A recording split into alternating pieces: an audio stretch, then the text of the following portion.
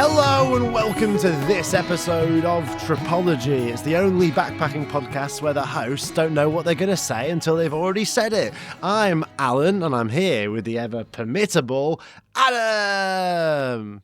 Hello everyone and welcome back to another episode of Tripology. Thanks ever so much for joining us. We really do appreciate it. We've got a wicked show today. We've got an announcement, kind of a news bulletin that is going to affect your travel life. I'm so excited about it. And we've got in the second section of the show, we're going to talk about some Korean food. So Alun, listen in for that one. And then at the end, Tales of a Trip is back. Would you believe it? With a little surprise on my table. Wow, it's a show so exciting that it took you 3 takes to introduce it. Are you going to leave them all in? Yeah, they are. I don't know. If you heard Adam say that same thing 3 times in a row, then I left it in. If you didn't, it's because of the power of editing. That's it. It's a nerve-wracking thing, even though we have done a couple of episodes recently. So you would expect us to be in the flow. Sometimes you cock up and you want to seem professional. So you deliver it again and you nail it. Yes, well, there's only very few industries in which cocking up is seen as professional, and podcasting isn't one of them.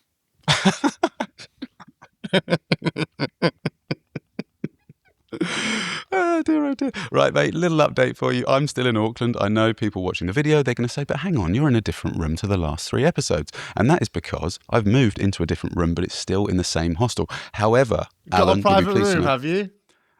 You got a private room, mate? Yeah, upgraded That's to good. a private.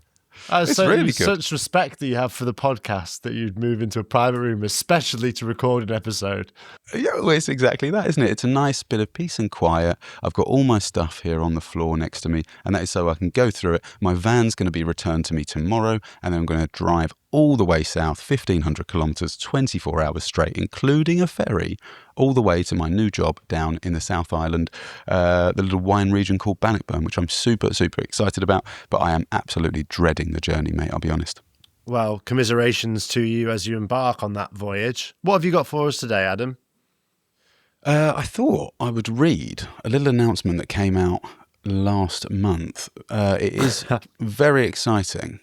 And it was on the old BBC website. Did you hear that China have confirmed visa-free? What's the old god bit? Hang on a minute. What's going on? What have China confirmed now?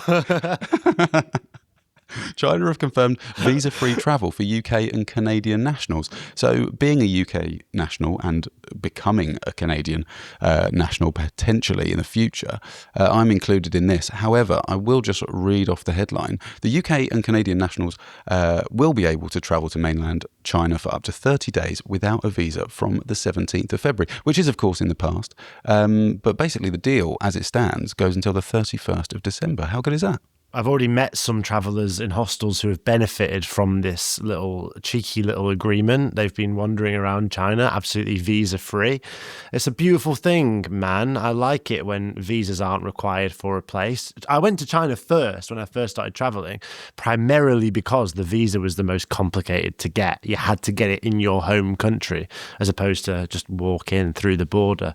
So it's a good thing, isn't it? Well, hang on. You deliberately went to China because it was difficult to do so bureaucratically. That's right. Yep. It was one of the reasons. One was that it was going to be a big culture shock, which is what I wanted. But number 2 was I knew I could go to Vietnam, Laos, Cambodia, all those places just turning up. But China, you had to get a visa in your home country in order to go. Right. Okay. Yeah, I can sort of see that. Apparently, it goes on to say, this article, the move brings rules for UK and Canada passport holders into line with 50 other countries, including France, Germany, Italy, Australia and Japan.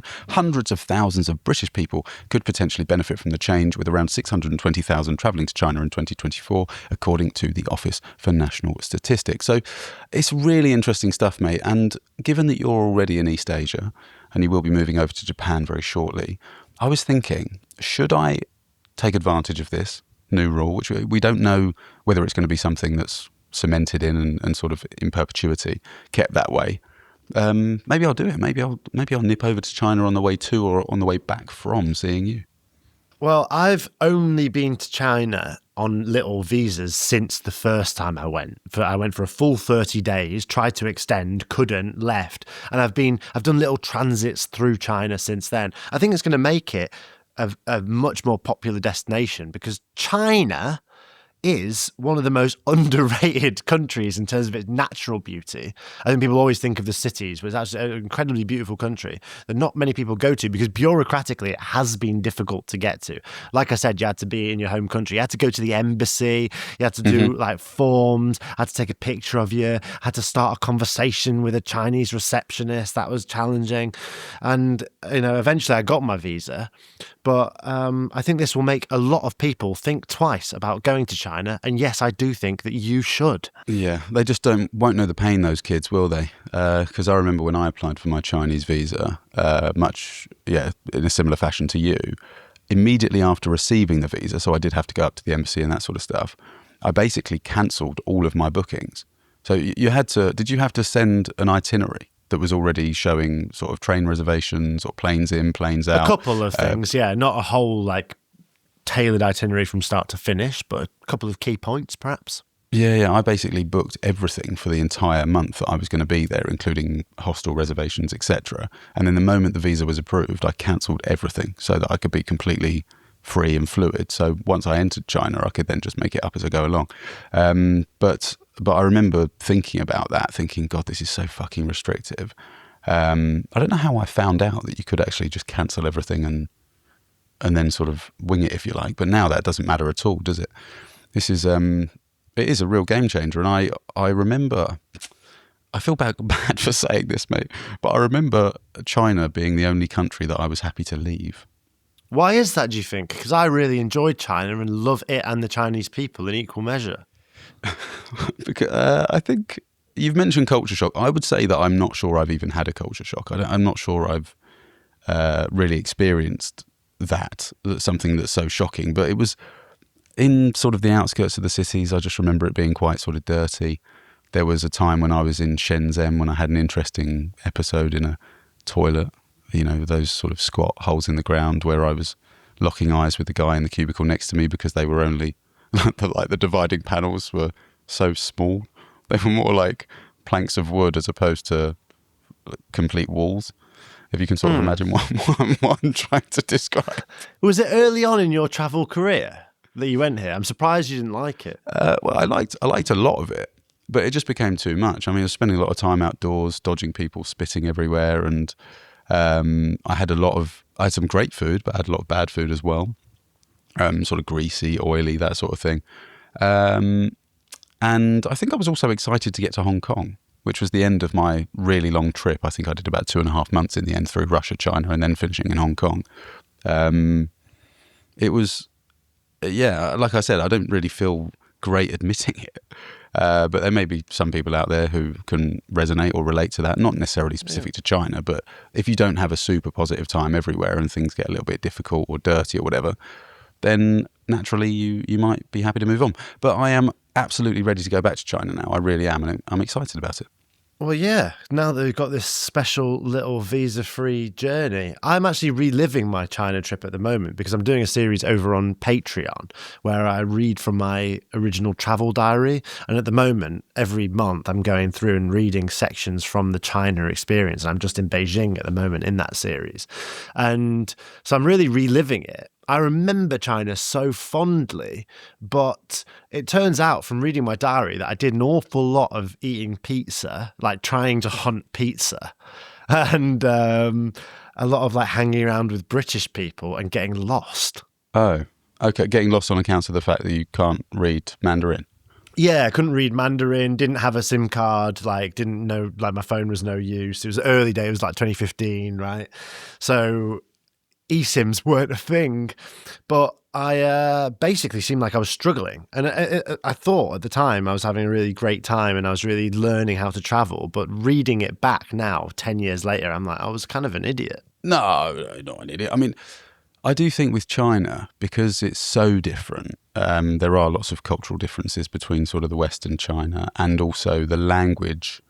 There's no clues, is there? I mean, if you were to go to, say, France or Italy or Spain, you can kind of work out what signs might mean, and lots of people do speak English as well. But when I came through northern China, I was just completely lost. Luckily, I landed on a Russian woman who spoke Chinese, Russian and English. Literally landed on top of her. Not literally landing Well, on top of her. sounded like it was literally. We got a coach together and we ended up just, I was going to say hitting it off, but we didn't hit it off. We just sat next to each other on the train and then the bus and then the next train and then we parted ways. But she helped me a lot. I remember vividly, actually, there was a guy who was trying to sell a towel on the train. And I found it really funny that these salespeople would just bowl into the carriage and then just try and flog something and then sort of get off a couple of stops down when no one bought it. Literally get off.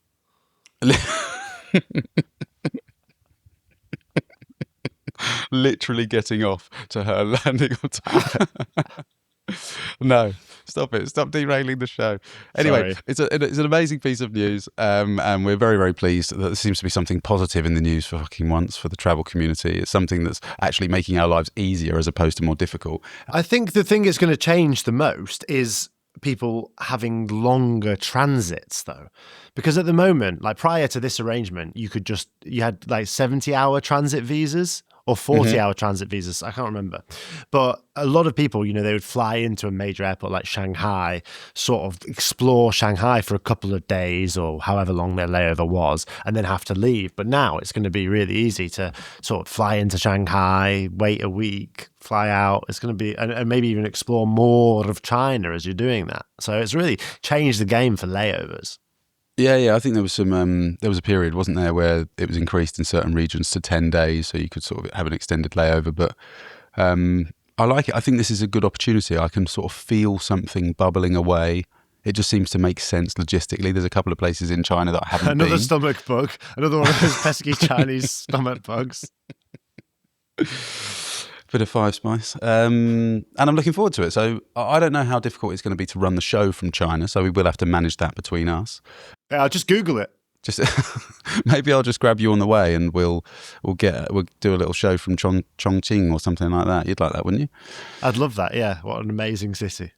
And talking about spicy food, why don't we stop talking about this for a second and move into another section? It's backed by popular demand. There was actually someone. Yeah. It's not. It's What have you had to eat today? I love it. I can't wait. I've been waiting for this segment for a long time. I'm on the edge of my seat. One of our listeners contacted us and said, guys, Alan's been in Korea for a long time and you haven't done a rice for breakfast about Korean food. So today, my friend, is your lucky day. Let's go into the next section of the show for, you guessed it, it's rice for breakfast. Rice for breakfast? You can't have rice for breakfast. Alan, we're back. It's rice for breakfast, my friend. What is it you're doing with that banana? I just thought I've seen other podcasts on YouTube and they have more set dressing. Like I've seen travel podcasts. The content's shit, but the sets look really good. There's like a passport and stuff like that. So I thought, we're doing a food item. I'll put a banana on the desk. Nothing says food item like a banana on the desk. Are you going to eat that on camera? No, because I had two before we started. Otherwise, I would. On account of the increased potassium. Yeah, I've got potassium coming out of the wazoo. So you mentioned on a couple of episodes ago, mate, you mentioned that you had been eating at the same restaurant many times. I know you said you were eating the same thing. Before we go into this food item and I talk about one of my favourite dishes that I had when I was in Korea that I'm going to try and encourage you to go and get yourself, is there anything you've eaten that has given you sort of a food epiphany? Yeah, black pork. Black pork. Okay, talk to me about that briefly. Now, I heard a rumour that black pork is specific to Jeju, and right. I heard a rumour that it's black because of all the volcanic ash in their food supply, which then turns the meat black. I'm not sure if it's true, but there's a variety of pork that exists in Jeju, which is black, and it's good. Okay, cool. Apart from that, you're eating the same thing over and over again? Give or take. I know you're going through sort of a low risk period at the moment, aren't you? Yeah, I'm on quite a strict diet of whatever this one place that's near my apartment has on the menu. Oh dear. Have they got spicy Korean stewed ribs? No, but I have had that. I've had it. And where does it feature on your sort of top 5 if we're going to rank something? Is it up there? Was it memorable? Yeah, I like it. I think a lot of the ribs and sort of like backbone and side bone and internal bones in a broth, sort of Korean food, what's good about them is they take a long time to dismantle. So you'll get it sort of on the bone at your table, and then you sort of leaf through it as if it were like an encyclopedia, getting all bits of meat off it. And then an hour later, your dinner's finished. Yeah, I must say, actually, you've just sort of touched on something. I do think Korean food's really fun to eat. Totally, yeah. Amazing, which is good because I'm always at the restaurant on my own. So you've got to have something to do. Yeah, is there not like a way in which you can sort of meet people and try and just, even if it's just joining another table that's already in the restaurant, do you get looks or do you try and engage with the staff? When the robot comes over to serve me, I put a doorstop behind its rear wheel so it can't reverse out. Just there having a malfunction, wheel spinning, smoke going everywhere. That's so funny. Well, I'm sure I'm going to make you salivate with this one, mate, because me just doing some reading before the show and reliving what this experience was like was great. Not to name drop another YouTuber. Can we call ourselves YouTubers? Probably not. We have a YouTube channel, but I mean... Yeah. There's a guy called Mark Weens who's incredibly famous. Do you know the one? He does like the sort of the really big animated eyes whenever he eats something delicious. He's got 11 million subscribers on YouTube. I'm sure if you hear his name and you're into food, you would have seen his videos. But when I was in Daegu, now, are you going to Daegu or have you been through it? I'm quite sure you haven't. No, I've not, and I'm not going to go through it. And my time in Korea is... I'm not going, mate. Mate, it's a short bus ride away. I know, but I'm running out of time, Adam. I'm wanted in Japan. Okay, fair enough. But this happened to me in Daegu. We'll try and find you a restaurant that's similar. This is very, very famous. And I was just going on this other YouTuber's recommendation.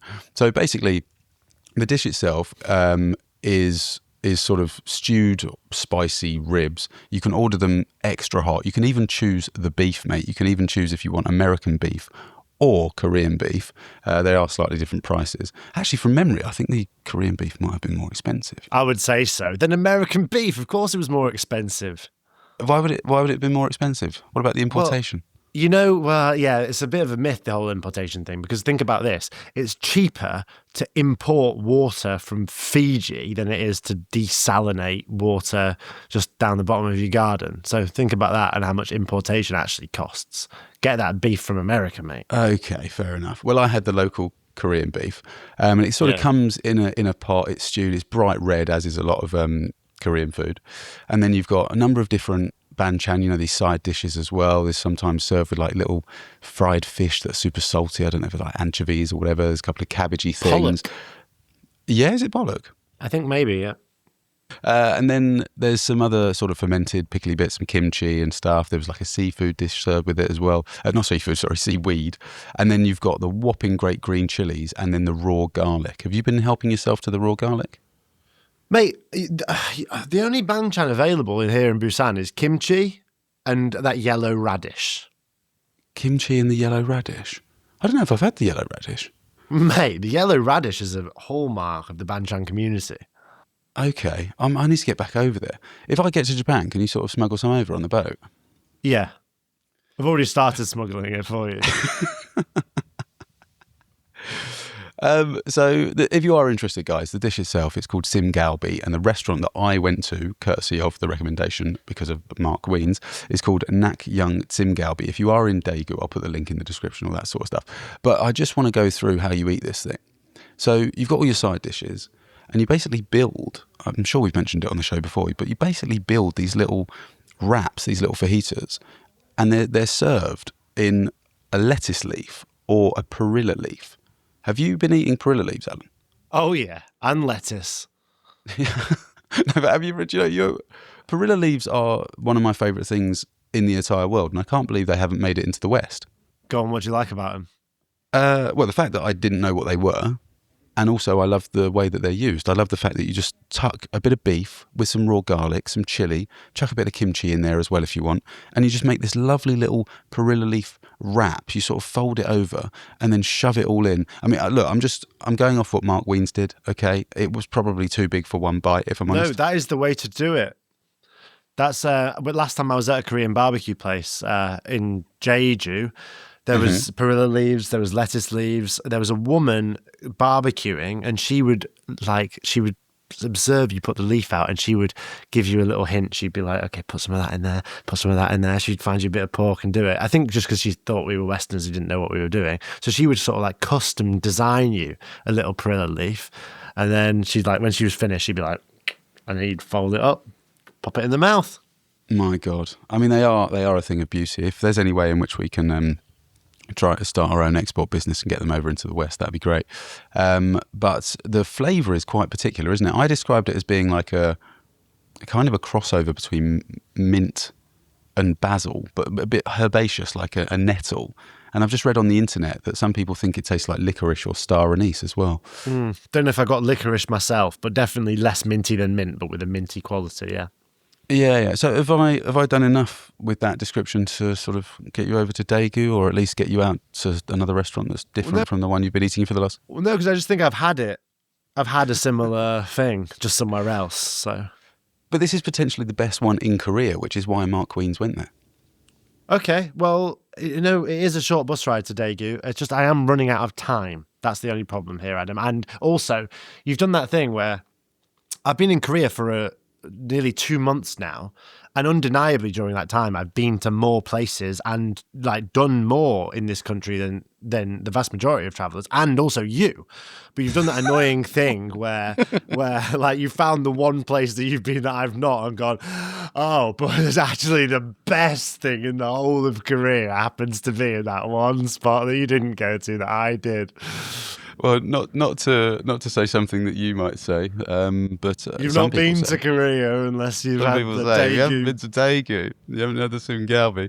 It's in a really weird building actually, but the staff are really nice. And I looked up the restaurant just to make sure it was the right one. And we do love reviews on this show, but the reviews are actually quite shit. It's got 1,600 reviews on Google, only a 3.6 in stars. Maybe they're harsh critics.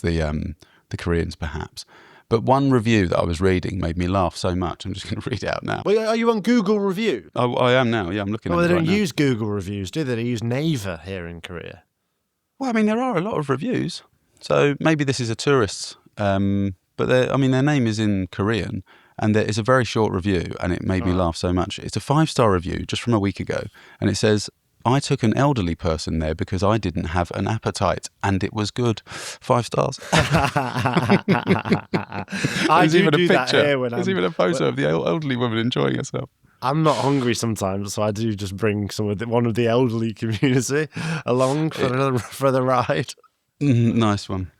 But there you have it, mate. I mean, we have been a bit lacking with the old Korean food content, but I loved it. It's one of my favourite cuisines. I even went to a Korean restaurant the other night. I sent you a little picture, didn't I? A little photo late at night of me enjoying some soju. Yeah, you sent me a picture of some alcohol, yeah, and it's made me not worried about you, but it's always, when a friend sends you just a picture, when it's too late, they should have been asleep, and they send you a picture of just a bottle of alcohol, and and I was in bed all tucked up, and I just had to deal with that. It was a plea for help. Yeah, I thought it might have been. What did you even do? Did you even reply? You just do the thumbs up or something? And yeah, I did a thumbs up, yeah, because I thought if he needs me, he'll reach out. Or if you maybe you're risking me just drinking more because you only sent me a thumbs up. But anyway, that's enough about what we're doing in our respective countries. I think it's about time we heard from one of our listeners. Why don't we, mate, reintroduce everyone's favourite travel item? It's Tales of a Trip. No way. Let's listen to one. Hi. Okay, I just listened to one of your guys' recent podcasts. Well, I actually just discovered your guys' podcasts, and I love it. And I've been traveling a lot this past year. I'm actually going to Nepal next month, so I've been listening to a lot of those. But your recent one, you mentioned hostel sex, and that ignited a memory so this fall, I was traveling around Europe with some girlfriends for a few months, post-college grad trip. And we arrived in Bratislava, Slovakia. And it was just super weird vibes off the bat. It just felt kind of dead. I don't know. And so we get to this hostel. It's a Friday or Saturday night. So they're doing a bar crawl. But we don't want to go. We're let's just hang out and go to bed. And so also we're in a 14-bedroom dorm, and it's mixed gender. So there's a lot of us in there. And it was full. Every single bed was full. We wake up at 3 or 4 a.m. and we hear people having sex. And then we realize it's these So they're bunk beds, and there was one girl on the top, one girl on the bottom, and they each brought home a guy, and they were so hammered, obviously. Um, but that was going on for like probably 45 minutes, and they were just like being absolute menaces. One of them got like locked out at one point and was like banging on the door. Oh my God. And so, whatever, like we all just put earplugs in and went back to sleep, ignored them. And then it gets worse though. So, cut to the morning. It's like probably 9:30 in the morning. And we're like getting ready to go. And all of them are still there. So, the four of them are like snuggling in their bunks, like naked. They just like have a sheet up to like their waist. And one of them, the guys even gives my friend like a good morning wave, like a hey. And then this is a whole separate couple. Cut to the bunk bed next to them. It's this couple that's like probably traveling together. And the girl climbs down of her top bunk to her boyfriend's, and the boyfriend just like pulls the blanket over them and they start having sex. And it is like fully, again, 9:30 in the morning. Like lights are on, windows are open, it's bright out. And we're just like, what the hell is in the air in Slovakia? Because this is crazy. But we ended up loving the country. It is an absolutely like gorgeous country. Just really scary hostel experience. Raina there with an amazing story influenced by our previous discussions around the concept of dormitory hostel sexual intercourse. I mean, that's a couple of steps further than what you had to go through, isn't it, mate? Yeah, and I mean, firstly, thanks for listening. Thanks for enjoying the show. Secondly, what springs to mind as really the biggest takeaway from that story, isn't it amazing that the sex that they were having was so energetic, they traversed such distances that one of them got locked out of the room? Yeah, thanks very much for sending it in, and we're really glad that you like the show. And kind of sorry you had to endure that. I actually think, Raina, that I may have stayed in the same hostel when I was there. So I'm just going to take a punt. It might be called something like the pink elephant or the white elephant or something along those lines. How can you possibly deduce that from the small amount of information that you've got? Because when I was there, I'm pretty sure it was in Bratislava. When I joined the hostel, other people were telling me that it's renowned. It's like very famous for being, or infamous for being, an orgy hostel. So lots of young people go there to sort of get busy, and the staff that stay there have sex with each other and guests and all this sort of stuff. So Wow. I was told that on arrival, and I thought, bloody hell, I'm like 15 years older than most of the people here. But it seemed pretty tame when I was there until about 9 p.m. when all the girls took their tops and bras off and started running around and everyone was drinking and that sort of stuff. So I thought, I saw shades of it. I thought maybe this is the place. 50 Shades of it. And you think that Raina got just unwittingly smuggled into that hostel? She just booked it not knowing and then thought, wow, something's going on that's crazy in Bratislava. Well, maybe. There's the morning stuff's bold, isn't it? With the windows open and the curtains open and that sort of. There's absolutely no consideration for anyone in there. They just think it's fair game. Climbing down to your girlfriend's bunk in the middle of the night, or in the middle of the morning, as it were. Yeah, it's quite crazy. But you know what it springs mostly to mind? And I'm sorry Raina had the experience, but keen-eared listeners will remember that last time I spoke about the people having sex next to me in the hostel, I mentioned that I sent an email to a company because I thought perhaps if I was protected from them switching the light on, then I wouldn't have woken up, then I wouldn't have heard the sex, then I wouldn't have had a sleepless night. I reached out to a company called Manta to help me, and just today what arrived was a Manta Sleep mask. So I would like to endorse this product. I think it looks very beautiful and lovely. And now, from now on, whenever I'm sleeping in hostel bunk beds, I will be wearing this beautiful set of eye masks. And I'm going to do the rest of the show just with these on, a bit like that. And I think it's nice, if anything. It's completely blackout. I can't see a damn thing, which is useful in this context because my hotel has very porous blinds. Well, you're very shrewd, you're very proactive, and they have actually sent us one each. So I've got one here all the way in New Zealand. That's on camera there. I'm not going to put it on so at least one of us can see what we're doing. But I look forward to trying it out, and we'll sort of let you know in an episode or two's time whether the quality of our sleep has improved. Did you know, Alun? I guess we'll do like a proper review, but did you know you can take those eye pouches off? Yeah, I've been obsessively adjusting them until I've got the exact perfect fit. So when I first got this beautiful Manta mask, I spent about 45 minutes making it absolutely snug. Even your voice and delivery has changed because you can't see. That's quite extraordinary. I think it's a great product that I look forward to testing out. And had Raina had one of those in this hostel that we think might be called something elephant, maybe she wouldn't have seen so many eyesores that early in the morning. It's quite disconcerting to have this on because suddenly I'm very aware that I don't know where my mic is. I mean, really, it's completely zero vision. But it's not touching my eyes at all because of those little eye cups. Now, I don't like endorsing products and doing extended adverts on this show, but this isn't an advert. I just got this product and I actually think it's quite nice. It is actually darker than closing your eyes, which is really amazing. I can see my own thoughts. You look really good, mate. And if you were worried about how close you are to your mic, it's still exactly where you left it, right in front of your lips. I'm keeping very still.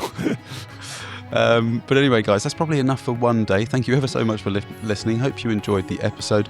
Alun, after the show, in the Patreon section where we're going to go now, the Lost and Found, there will, of course, be a link in the description. Alun might keep the mask on for that as well. So if you want to hear some more stories about what we're doing in our personal lives and some more travel related stuff, please do check that out. But otherwise, we look forward to seeing you next week. We will see you there. Love you all. See you later. Goodbye. Bye.